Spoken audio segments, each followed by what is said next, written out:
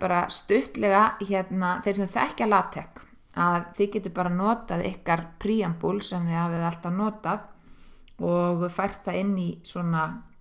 RN2 skrá og svo laumað R-kóða inn í bara skjalið ykkar þar sem við á. En maður þarf alls ekkert að kunna á LaTeX til þess að nota nýtt R því annað möguleiki til staðar og það að nota ívafsmálið Markdown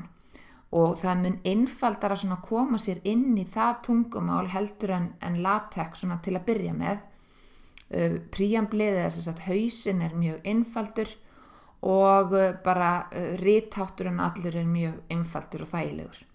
Þannig ef þið hafið ekki unnið á LaTeX áður þá mæli ég með að þið byrjið í Markdown og svo getið þið mögulega fært ykkur einhvern tímann yfir í LaTeX. En til að búa til nýja R-Markdown skrá þá gerum við eftirfarandi hátt og við skulum bara fara inn í RStudio. Nú ætla ég hreinlega bara að loka því sem við vorum að gera síðast og ég ætla ekki að geyma vinnusvæðið og ég ætla að ræsa RStudio aftur og ég að hugsa að vinna bara í sama, því gæti búið til nýtt projekt en ég ætla bara að vinna í sama verkefni og síðast, þar að segja ályktunar, opnum það hér, ályktunar.py og hefði ég sagt áðan geyma vinnusvæði þá hefði allt gúmmulaðið birst hér en ég ætla ekki að gera það og hér ágætt, hér ég með einhverjar skipanaskrár og ég mun stela einhverjum skipunum úr þessum skipanaskrám á eftir. En nú ætla ég að búa mér til svokallað RMD skrá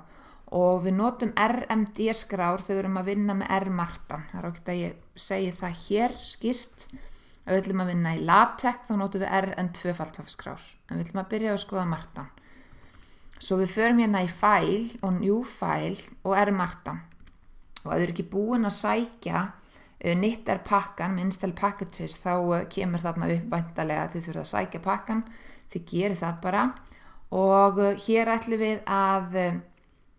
gefa skjalinu okkar eða skýrslinu okkar eitthvað titil og við skulum bara skýra þetta pröfu Markdown skýrsla, mjög gott heiti og við fáum út, veljum að útkomi HTML skjal. Ef við viljum PDF skjal þá þarf tag að vera uppsett á vélinn ykkar og það mic tag ef þið eru að Windows, Mac tag ef þið eru í Mac eða tag live á Linux. Ég ætla ekki að gera það hér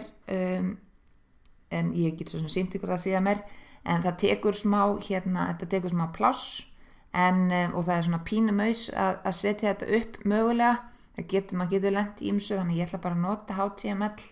allavega núna og svo segjum við bara ok við breytum ekkert hér, við ætlum bara nota þetta document hér. Þið getið nota Word og þá kemur afurðin ykkar Word-skjal. En þá ætla ég að taka það samt fram, við vinnum aldrei í því Word-skjali beint, heldur vinnum við í RStudio og í skránni, svo búum við til Word-skjal sem við getum svo skilað af okkur, en við vinnum aldrei beint í Word-skjalinu. Ég segi ok hér. Hér fæ ég upp þetta það sem ég kallaði haus áðan og við skulum bara geyma þetta strax og það gleymist ekki. Untitled fyrir við bara í save og ég ætla að geyma það hér og þetta Markdown pröfa og ég segi save og við bætist .rmd. Þetta hausinn og þetta bara það sem við settum inn sem titil og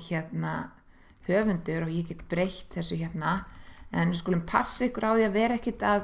fikta mikið, svona minnstu breytingar myndi ég taka þennan tvípunkt og reynda að keyra og eftir að færa allt í vitleysu. En ef ég til dæmis vil ekki hafa dagsetninguna þá get ég bara eytt henni, hún má alveg vera inni og við getum sett hana 3. ágúst,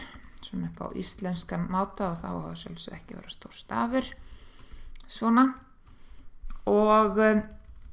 svo sjáum við hérna bara alls konar gúmmelaði og þegar við búum til svona nýja RMD-skrá þá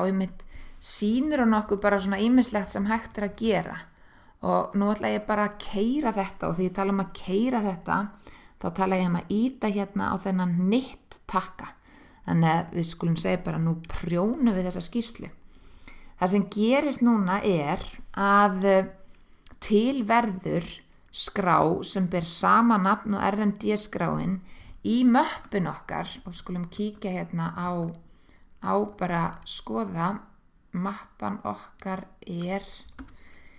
látum okkur sjá hún frá grunni og við erum inn í ályktunar og sjáu þið þetta RMD-skráin sem ég að vinna í en eftir ég prjónaði það var til markdown_pröfa.html